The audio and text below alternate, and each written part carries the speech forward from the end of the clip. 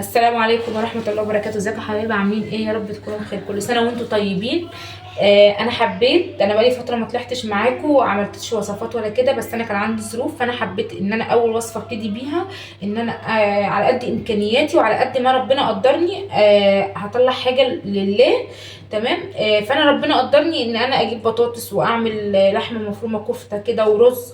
فانا دلوقتي قلت تشاركوني يعني الخير ده، وتعالوا نشوف هنعمل مع بعض ايه، وان شاء الله يا رب تكون في عملنا صالحه ان شاء الله. وكل سنه وانتم طيبين بمناسبه شهر رمضان، وعود عليكم الايام بخير وعلى الامه الاسلاميه كلها يا رب بالخير واليمن والبركه على قد ربنا قدرني عليه. انا جبت بطاطس حوالي 3 كيلو او 4 كيلو. تمام. قشرتهم وقطعتهم مكعبات كده. وعندي هنا بصل حوالي كيلو، ولو احتجت بصل تاني هعمل. وجبت كيلو لحمه مفرومه، وجبت 2 كيلو رز بالشعريه. وجبت مخلل. طبعا انتوا هتشاركوا معايا الخير دلوقتي وهتشوفوا الاطباق واحنا بنحطها. انا في اطلع 50 طبق، معرفش الاكل هيجيب معايا ال 50 طبق ولا لا. ان شاء الله ربنا يبارك في الوصف في الاكل ويطلع ب 50 طبق زي ما انا حاطه في نيتي.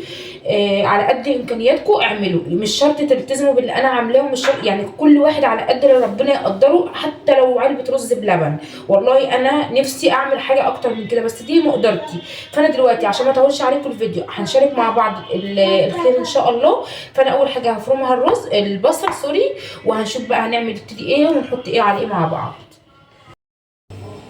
لو عوزت تاني هفرم. تمام. فانا ما فرمتش غير يعني سبت 3 بصلات، وعندي هنا نقع فول صويا كوبايه على الكيلو، بياخد كوبايه. نقعته صفيته كويس من الميه. تمام. واحط بقى البهارات بتاعتي. ملح، بهارات، على رشه حبهان مطحون، فلفل اسود، رشه قرفه، بابريكا. مش هحط اكتر من كده. تمام. هعجن بقى كل الكلام ده ببعضه، وبعد كده هنشوف هنعمل ايه تاني. ماشي. وهنزل بمعلقتين فيجيتار يربطوا معايا بس الكفته اهم، معلقتين هرم. تمام. هاخد بقى كل الكلام ده هضربه في الكبه، وهشوف اوريكم بعد ما اضربه في الكبه.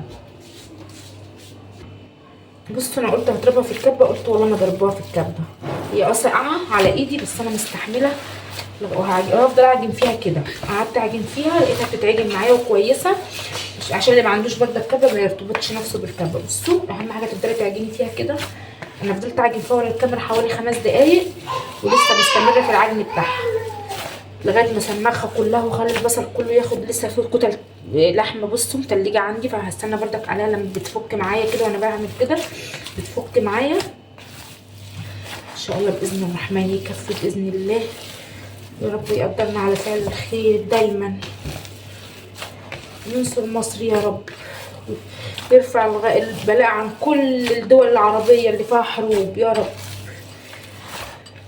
بصوا بصوا مش محتاجه ان انا اضربها في الكبه. بصوا حتى بتعمل خيوط معايا اهي، بس لسه هفضل برضك اعمل فيها لان في لحمه لسه ما ساحتش معايا يعني. بصوا لسه بس التلج، والله عايزه اقول لكم يا جماعه ساقعه والجو برد اصلا، بس انا ربنا الحمد لله مقدرنا ومش حاسه بالسقوعيه قوي.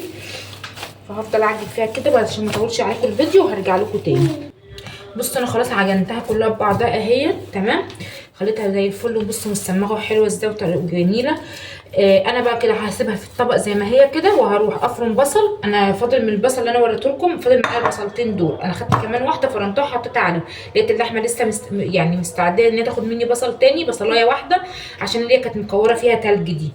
فانا بقى هسيبها كده في قلب الطبق وهغطي عليه واركنها على جنب، وهروح اقشر بصل تاني عشان خاطر نخدع على البطاطس ونشوف هنعمل ايه تاني مع بعض. بصوا انا هنا قطعت بصل، قشرت بصل تاني فوق البصلتين اللي كانوا عندي، فامسكهم بقى اقطعهم يا اما اضربهم في الكبه، اللي متاح عندك اشتغلي بيه. انا هضربهم في الكبه. خلاص فرمت البصل اهوت. تمام. هنزل بقى عليه بالزيت اهو، فرمته اهوت كله. هنزل بقى عليه بالزيت. تمام. وهرفعه بقى على البوتاجاز لغايه ما البصله تاخد لون معايا. اكون دقيت الثوم، انا كده كده ضربه الطماطم في الخلاط مجهزاها معايا. هرفعها على البوتاجاز وهاخدكم بقى معايا على البوتاجاز نشوف اللون بتاعها عامل ازاي. بصوا هنا خلاص اهيت البصله خدت لون معايا اهي، خدت اللون ده معايا. مش عايزاها تتحرق قوي او تحمر قوي عشان ما تعملش حموضه على السلق. عندي بقى هنا راس توم مسكها فرماها او دقها اي حاجه. ما رضيتش اكتر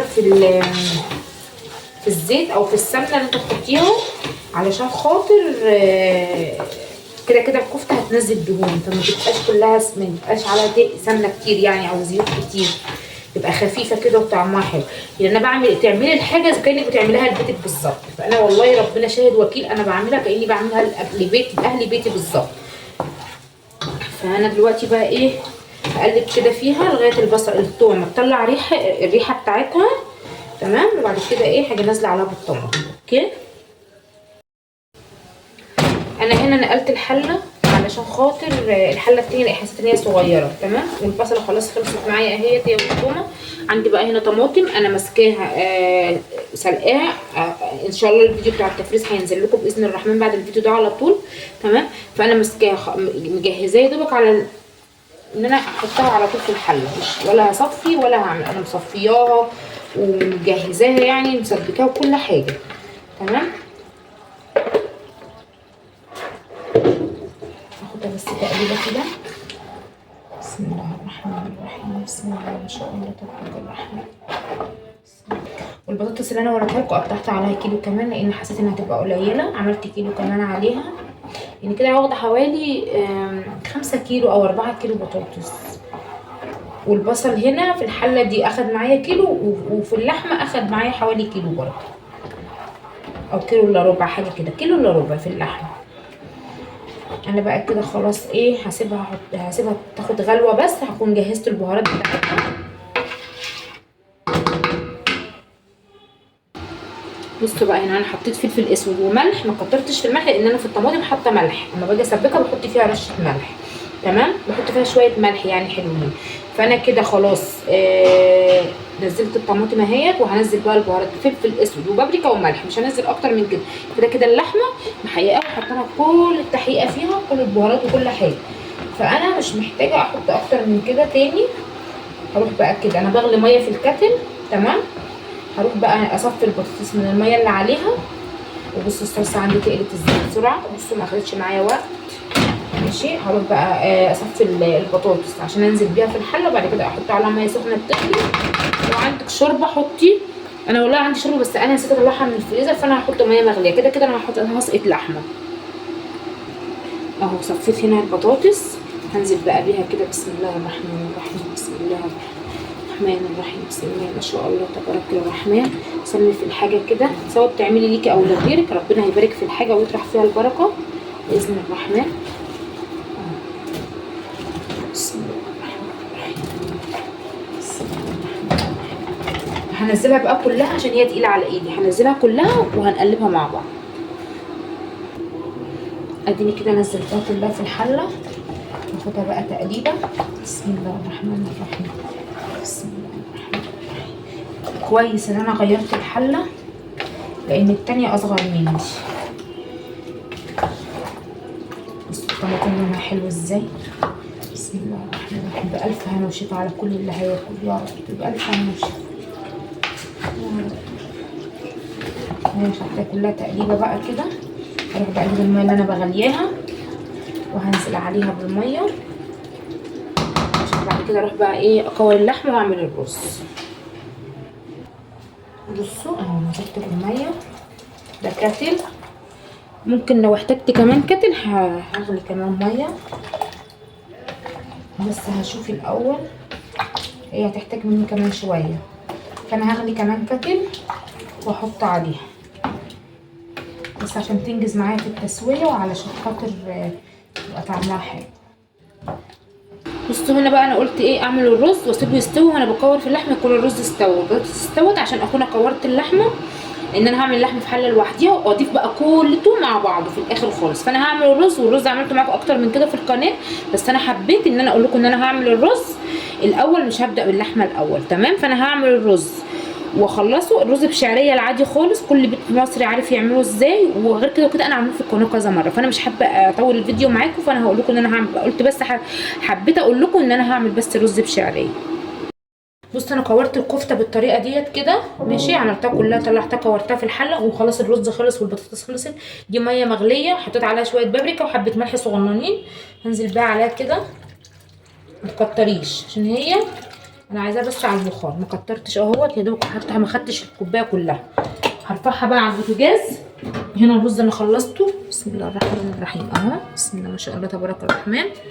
والبطاطس خلصتها، هحطها بقى على البوتاجاز وهوريكم بعد ما تخلص. بصوا انا خلاص سويت الكفته، بس انا طبعا الكاميرا كانت مطفيه في لغايه التعبيه، فانا هوريكم اللي انا عبيته دلوقتي. بس انا عايزه اوريكم ان الكفته استوت، وعايزه اقول لكم طعمها بسم الله ما شاء الله بالف هنا وشفا على اللي هياكل. ماشي، انا سويتها في الحله وبقيت احط في الاطباق. كل مجموعه في جنب، واحط البطاطس في جنب والرز في جنب. تعالوا بقى نشوف. انا ما حبيتش ان انا اقول لكم ايه اللي جوه الطبق، عشان ده انا حاجه اطلعها يعني لربنا، بس انا وريتكم ان انا مسويه كفته مسويه بطاطس ومسويه رز تمام، وحطيت مخلل وليمون معصفر. فتعالوا بقى اوريكم الاطباق اللي انا طلعتها. بصوا يا حبايبي اهوت اللي انا عبيته معاكم، اهوت الكميه اللي انا عبيتها معاكم. ان شاء الله يكون في ميزان حسناتنا ان شاء الله باذن الرحمن، ورب يقدرنا على فعل الخير. والله كان نفسي اعمل اكتر من كده، بس على قد امكانياتي انا عملت. ان شاء الله بالف هنا وشوف على قلب اللي هياكل. ما تنسونيش بقى في اللايك والشير والاشتراك في القناه وتفعيل الجرس، مش علشان الفيديو ده، علشان خاطر الفيديوهات اللي انا بقدمها التانية ماشي. ودعواتكم ليا ودعواتكم يعني لاولادي وكده، وان شاء الله يكون في ميزان حسناتي يا رب باذن الرحمن، والجوز وامه محمد كلها باذن الرحمن. السلام عليكم ورحمه الله وبركاته، وكل سنه وانتم طيبين.